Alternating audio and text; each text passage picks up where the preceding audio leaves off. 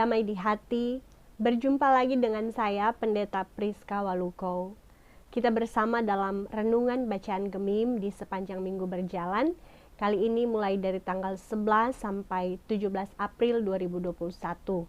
Renungan kita terdapat dalam Injil Yohanes pasal 21 ayat 1 sampai 14. Sebelum kita merenungkannya, marilah kita berdoa. Bapa di sorga, kami bersyukur untuk kesempatan yang Engkau beri.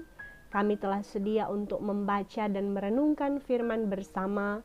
Biarlah Roh Kudus-Mu menolong kami, sehingga firman Tuhan kami baca, renungkan, dan sungguh-sungguh kami mengerti, memahami itu, dan kami semua melakukannya dalam ketaatan kepada Tuhan.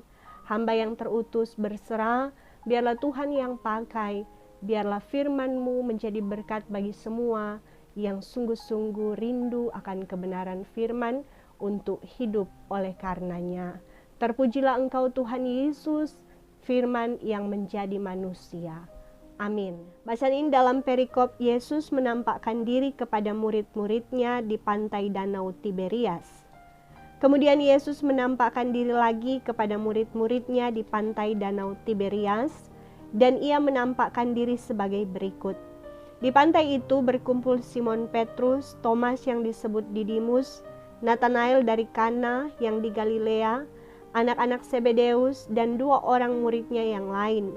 Kata Simon Petrus kepada mereka, "Aku pergi menangkap ikan." Kata mereka kepadanya, "Kami pergi juga dengan engkau." Mereka berangkat lalu naik ke perahu, tetapi malam itu mereka tidak menangkap apa-apa. Ketika hari mulai siang, Yesus berdiri di pantai, akan tetapi murid-murid itu tidak tahu bahwa itu adalah Yesus. Kata Yesus kepada mereka, "Hai anak-anak, adakah kamu mempunyai lauk pauk?" Jawab mereka, "Tidak ada." Maka kata Yesus kepada mereka, "Tebarkanlah jalamu di sebelah kanan perahu, maka akan kamu peroleh." Lalu mereka menebarkannya, dan mereka tidak dapat menariknya lagi karena banyaknya ikan. Maka murid yang dikasihi Yesus itu berkata kepada Petrus, "Itu Tuhan." Ketika Petrus mendengar bahwa itu adalah Tuhan, maka ia mengenakan pakaiannya sebab ia tidak berpakaian, lalu terjun ke dalam danau. Murid-murid yang lain datang dengan perahu karena mereka tidak jauh dari darat, hanya kira-kira 200 hasta saja, dan mereka menghela jala yang penuh ikan itu. Ketika mereka tiba di darat, mereka melihat api arang dan di atasnya ikan dan roti. Kata Yesus kepada mereka, "Bawalah beberapa ikan yang baru kamu tangkap itu." Simon Petrus naik ke perahu lalu menghela jala itu ke darat, penuh ikan-ikan besar, 153 ekor banyaknya. Dan sungguh pun sebanyak itu jala itu tidak koyak.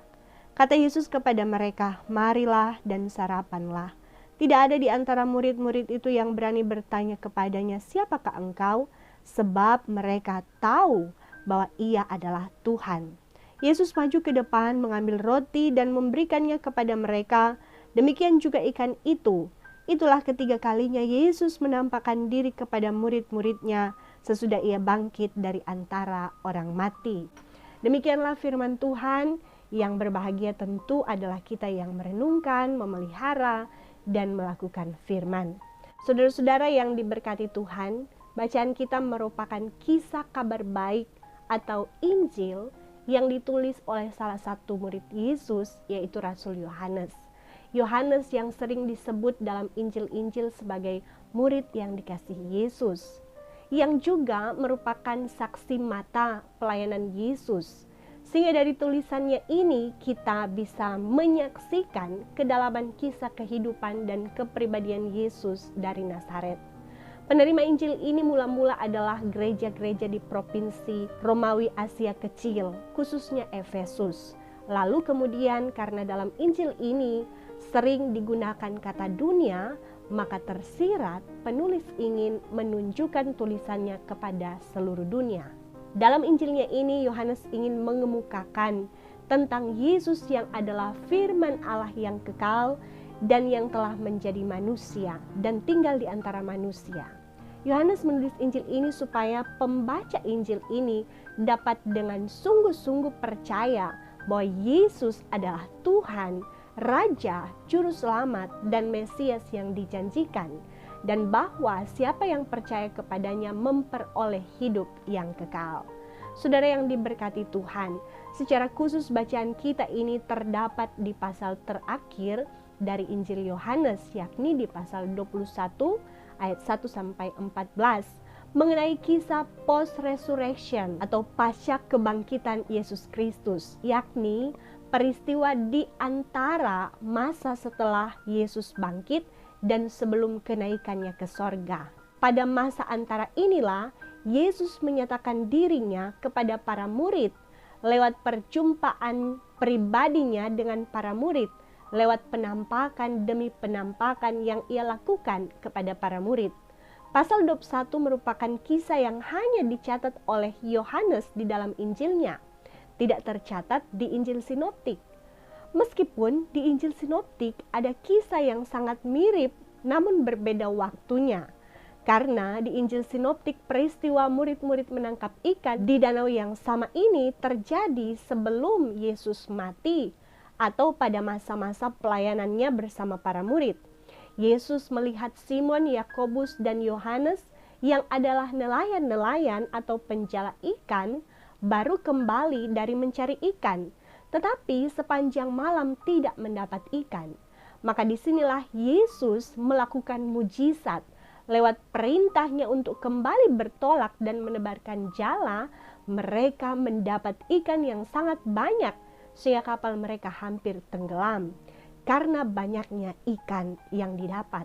Lewat peristiwa inilah saudara, Yesus memanggil mereka untuk meninggalkan pekerjaan mereka sebagai penjala ikan untuk menjadi penjala manusia, mengikut Dia.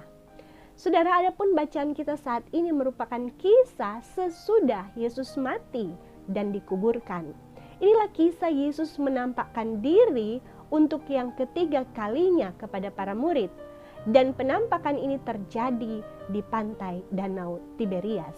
Saudaraku, Danau Tiberias dinamakan menurut nama kota yang terletak di bagian barat danau ini, yakni kota Tiberias, yang adalah ibu kota pemerintahan Romawi di Galilea. Danau ini juga dikenal sebagai Laut Galilea dalam pasal 6 ayat 1 atau Danau Genesaret di dalam Injil Sinoptik, dan dalam Perjanjian Lama danau ini disebut Danau Kineret.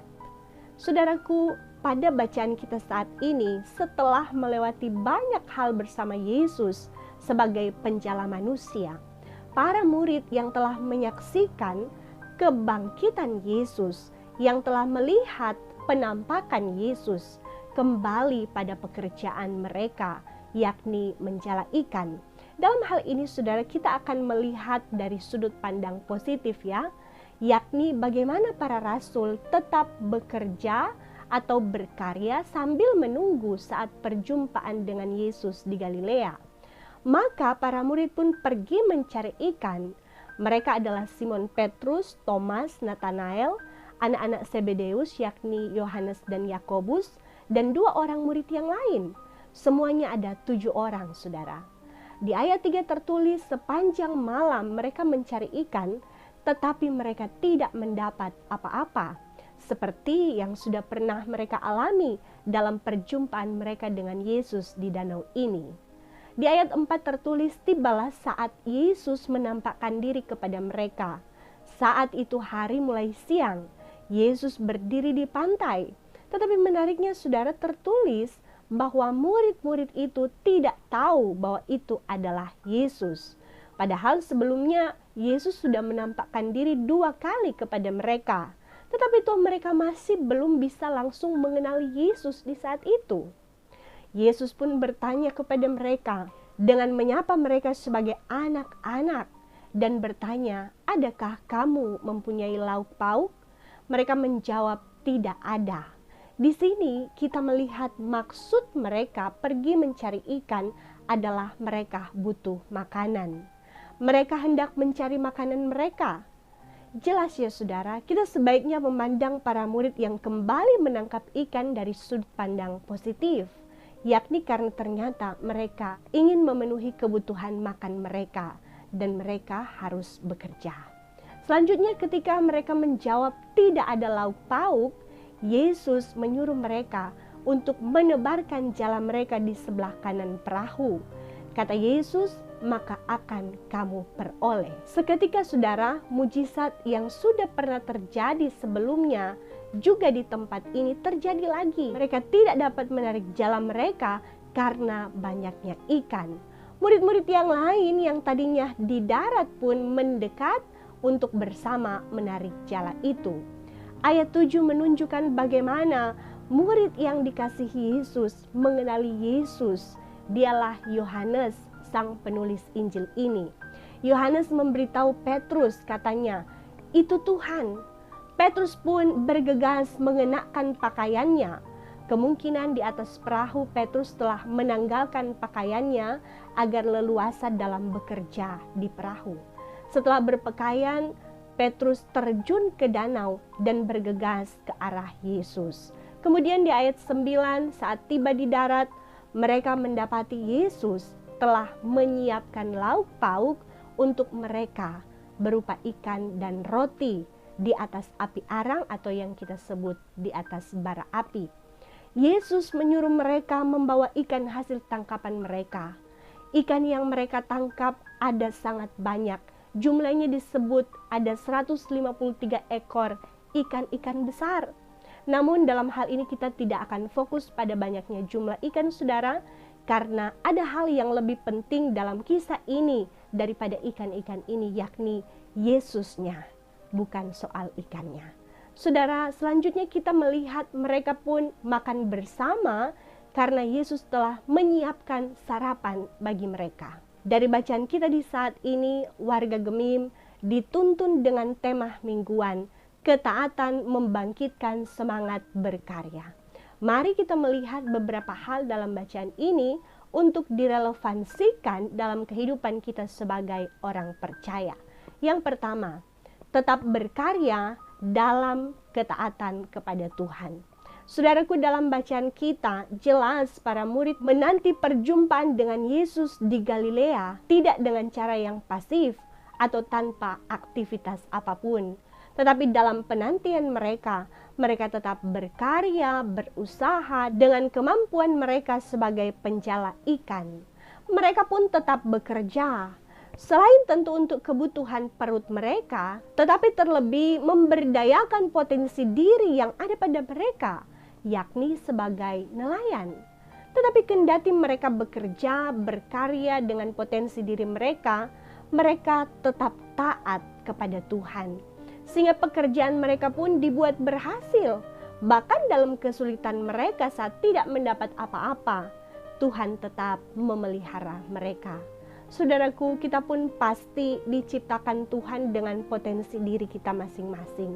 Mari kita berdayakan potensi yang ada pada masing-masing kita, sambil menantikan kedatangan Tuhan, sampai di mana Tuhan berkenan kita hidup di dunia. Berkaryalah, bekerjalah, dan berusahalah. Tetapi jangan lupa bahwa kita adalah pengikut Kristus. Nyatakan hidup taat kepada Tuhan dalam dunia usaha, dunia kerja, dan karya kita. Sehingga dalam usaha kita, Tuhan yang menyertai kita. Saat kita naik ataupun turun, saat untung ataupun rugi, jika kita bersama Tuhan, kita akan tetap dipeliharanya. Saudara, bacaan ini mengingatkan kita, sebagai orang percaya tetaplah aktif bekerja, baik pekerjaan di rumah masing-masing, lewat pekerjaan-pekerjaan rumah kita, atau kita berkarya lewat dunia internet, ya, jualan online, ataupun di pekerjaan-pekerjaan yang dipercayakan kepada kita, di kantor, di ladang, di kebun, di laut maupun di darat. Karena menjadi orang percaya seharusnya membuat kita semangat dalam melakukan tanggung jawab kita masing-masing di dunia kerja kita. Seperti ajaran Paulus, bahwa apapun yang kita perbuat, perbuatlah seperti untuk Tuhan dan bukan untuk manusia. Yang kedua, menjadi murid Tuhan bukan berarti tidak pernah gagal. Saudara, dari kisah para murid kita melihat, sekalipun mereka adalah nelayan handal, bahkan sudah menjadi murid-murid Yesus, tetapi toh mereka masih bisa gagal menangkap ikan. Saudara, setia mengikut Tuhan bukan berarti kita menjadi manusia super yang tidak pernah sakit, susah, rugi, atau gagal. Ingat, justru Yesus memanggil pengikutnya untuk menyangkal diri dan memikul salib yang justru banyak sakit dan deritanya. Meski memang ada pengikut Yesus, orang-orang yang beriman, dibuat Tuhan menjadi berhasil, sukses, dan mendapat jabatan. Tetapi kita harus menyadari juga bahwa menjadi murid Tuhan Yesus tidak selamanya membuat kita sukses berhasil dalam pekerjaan, naik jabatan, hidup kaya raya. Karena ada banyak juga orang yang taat kepada Tuhan tetapi toh gagal dalam pekerjaan, studi, atau bahkan mendapat kesulitan. Tetapi bacaan kita menyaksikan bagaimana Tuhan tahu apa yang para murid butuhkan. Tuhan menyediakannya.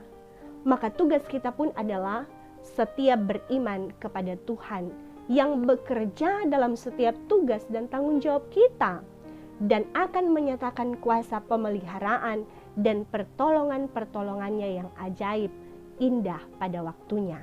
Saudara, jika kita setia melayani Tuhan, percayalah Tuhan pasti akan menyertai kita dalam tiap tugas kerja dan aktivitas kita sehari-hari. Yang terpenting adalah bukan soal keberhasilan, kenyamanan, dan kebahagiaan semata, tetapi soal mengalami pemeliharaan Tuhan, sekalipun dalam pergumulan, derita, dan kegagalan. Yang ketiga, teladani Yesus yang dikenal karena kehambaannya. Saudaraku, dalam bacaan kita, hal menarik kita dapati bahwa setelah kebangkitannya, Yesus tidak serta-merta datang sebagai raja yang dikawal para prajurit. Yesus tidak langsung menjumpai Pilatus, Herodes, imam-imam kepala dan tua-tua, dan seluruh orang Yahudi yang telah menyalibkan dia untuk menunjukkan kemenangannya. Tetapi justru sampai sekarang, orang Yahudi percaya pada berita bohong yang disebarkan imam-imam kepala.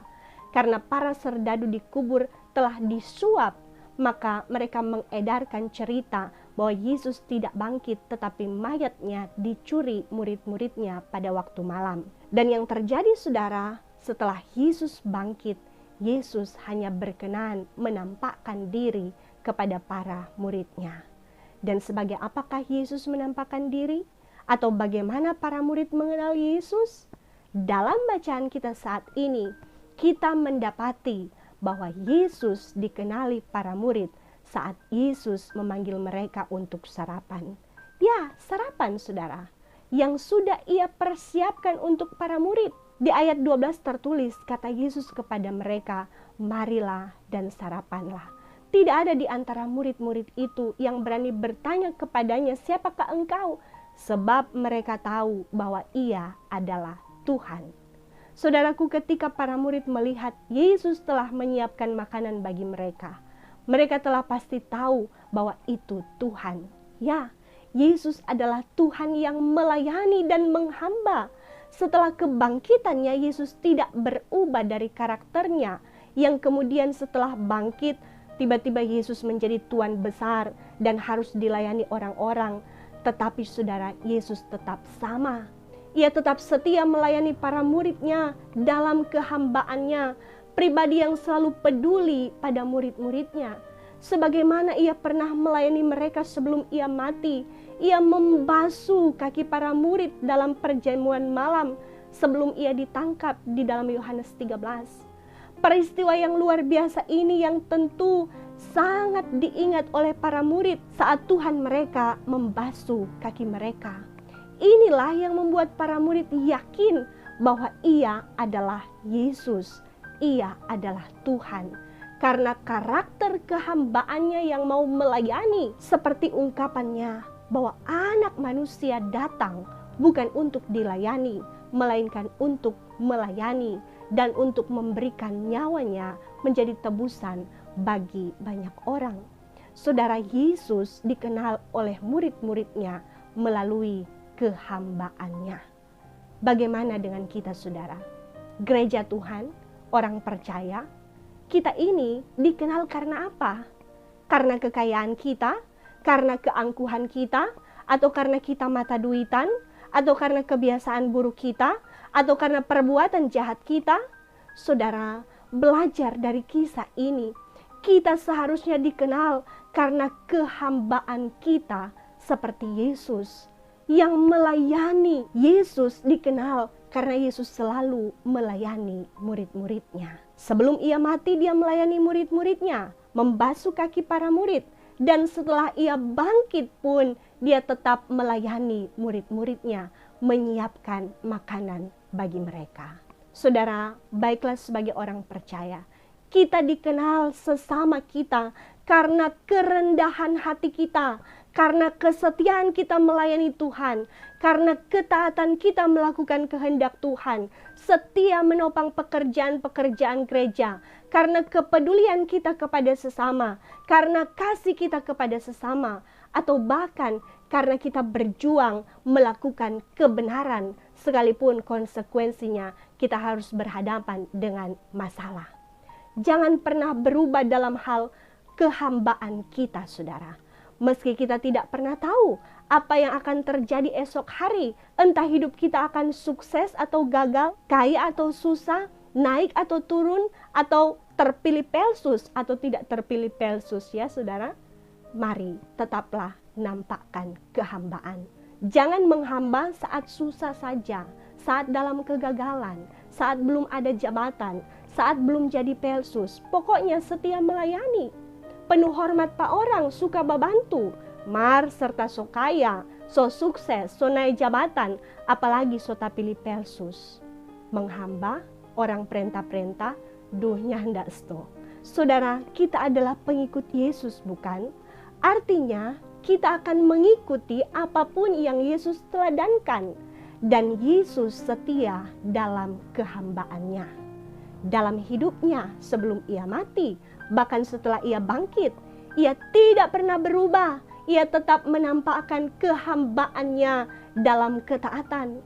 Karena itu saudara, mari teladani Yesus sebagai murid-muridnya, sebagai pengikut Yesus. Kita terpanggil untuk penuh ketaatan, menampakkan karakter kehambaan kita. Sebagaimana Tuhan kita yang penuh kerendahan, bahkan menjadi hamba yang menderita demi kita.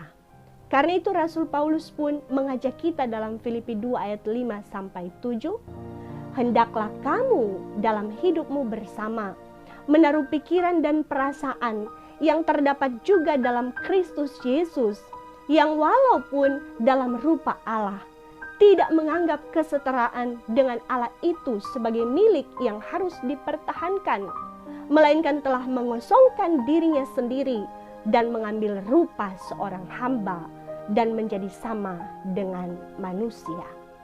Taatilah saudara. Roh Kudus menolong kita untuk melakukan firman-Nya. Terimalah berkat Tuhan. Tuhan akan menjaga keluar masukmu dari sekarang dan sampai selama-lamanya. Amin. Sampai berjumpa saudara.